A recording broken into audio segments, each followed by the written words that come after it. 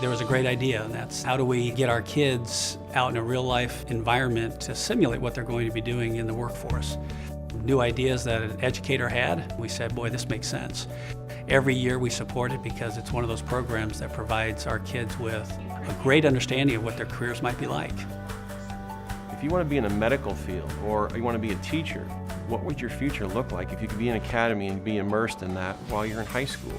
If you're excited about that, and most kids are, they stay in that academy. And if they aren't, that's okay too, because you know that answer while you're still in high school.